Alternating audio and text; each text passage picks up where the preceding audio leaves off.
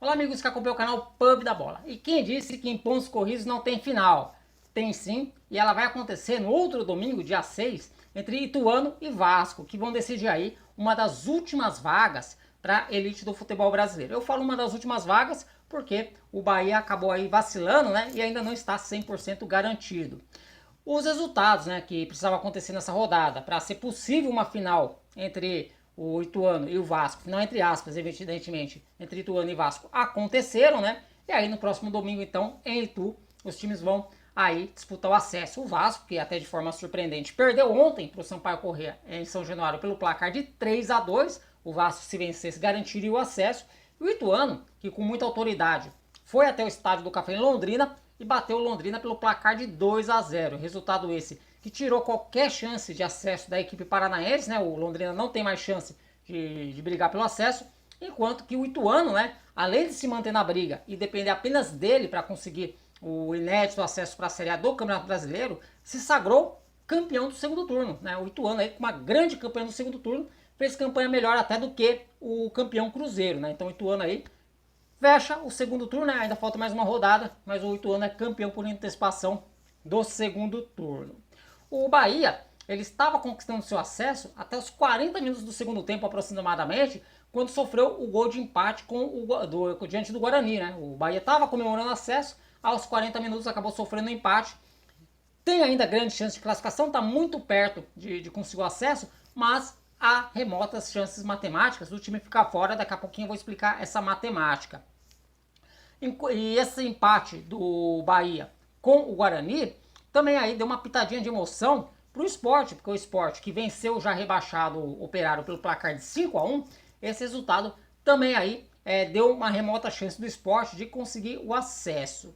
Já na parte de baixo da tabela, o Tombense precisava de um ponto contra o Grêmio, estava perdendo de 2-1, mas conseguiu o empate. E esse empate aí foi suficiente para o Gabriel Carcará escapar de vez do rebaixamento. Então o Tombense é mais uma equipe que escapa da queda para a Série C. Já o Grêmio que se mantivesse a vitória com o empate do Bahia, garantiria o vice-campeonato. Ainda não garante a segunda colocação, que não vale de muita coisa na Série B, mas mantém ali 3 pontos de vantagem sobre o Bahia. Então o Grêmio precisa só de mais um ponto na última rodada contra o Brusque, né? Inclusive esse jogo foi até antecipado para assegurar o vice-campeonato. Então eu vou colocar aqui na tela a classificação da Série B para a gente entender melhor essa situação. Vamos lá. O Bahia, né, se manteve com 59 pontos, 16 vitórias e 13 gols de saldo. É importante se atentar para o saldo de gols do Bahia.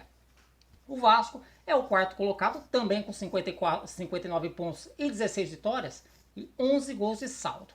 O Ituano tem 57 pontos, 15 vitórias, 9 de saldo, mas para o Ituano só basta a vitória, né? Só a vitória interessa contra o Vasco. Se o Ituano vencer o Vasco, ele já, inclusive ele pode até ultrapassar o Bahia, pode até terminar o campeonato em terceiro lugar, né? Mas o Ituano já ultrapassa o Vasco e aí é o que importa para o time de Itu conquistar o acesso. Ao Vasco, um empate basta para conquistar o acesso. E o Bahia, que pega o CRB fora de casa, também um empate basta, né? Então o Ituano precisando vencer e Bahia e Vasco precisando empatar. E aí você se pergunta, e como é que o Bahia pode ficar fora? Bom, o Bahia fica fora se acontecer mais ou menos essa combinação. O Ituano vence o Vasco, né? Vamos supor, de 1-0. O saldo do Vasco cai para 10 gols. E aí, vamos supor aí que o Bahia esteja num dia infeliz e perca ali de 4-0 para a equipe do CRB, por exemplo. Aí o saldo do Bahia vai para 9, né? Daí o Ituano passaria tanto o Vasco quanto o Bahia. E o Bahia acabaria ficando atrás do Vasco e na quinta colocação no saldo de gols. E o esporte? Como é que o esporte entra nessa brincadeira? Bom, o esporte depende, como haverá o confronto direto entre o Vasco e o Ituano, então o esporte descarta esse jogo, né? O esporte tem que mirar a equipe do Bahia.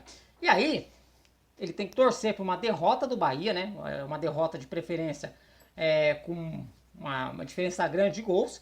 Tem que torcer, né? Eu falei que o esporte tinha que descartar o jogo do Ituano com o Vasco, mas ele não pode não. Porque o esporte tem que torcer pro Ituano ganhar do Vasco para tomar a terceira, para ficar na terceira posição. E o Sport tem que vencer na última rodada. Deixa eu ver quem o Sport pega aqui na última rodada. O Sport vai pegar a equipe do Vila Nova lá em Goiânia. Então, para o Sport subir, o Ituano tem que ganhar do Vasco.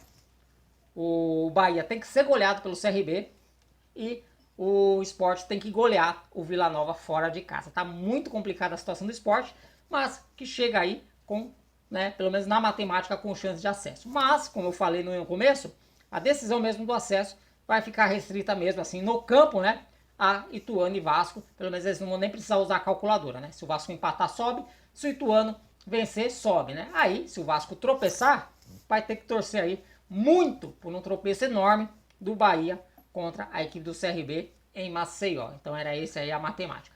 Agora indo lá para a parte de baixo da tabela, como eu falei, o Tombense já escapou, chegou ali a 45 pontos. A Chapecoense vai jogar ainda mais 2 vezes no campeonato, inclusive o próximo jogo vai ser em casa contra o Náutico é o último colocado, e a Chapecoense aí precisa vencer para escapar com uma rodada de antecedência. E aí a briga fica entre CSA e Novo Horizontino, para ver quem não vai ficar, né, quem vai escapar da última vaga no rebaixamento.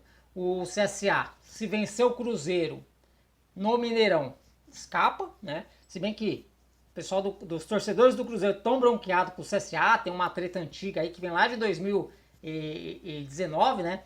Então é capaz aí do torcedor do Cruzeiro fazer uma pressão para o Cruzeiro vencer o CSA mesmo, já não precisando fazer mais nada no campeonato. E o Novo Horizontino precisa vencer, né? E torcer aí para que o CSA pelo menos empate ou perca para o Cruzeiro, né? Se o CSA perder, o empate do Novo Horizontino contra o Operário, lá em Ponta Grossa, já será suficiente para livrar a cara do Novo Horizontino. Mas para o Novo Horizontino escapar do rebaixamento, isso passa muito por um tropeço do CSA diante do Cruzeiro. Empate ou derrota, né? Inclusive, se for derrota do CSA, o Novo Horizontino empatando já escapa da degola.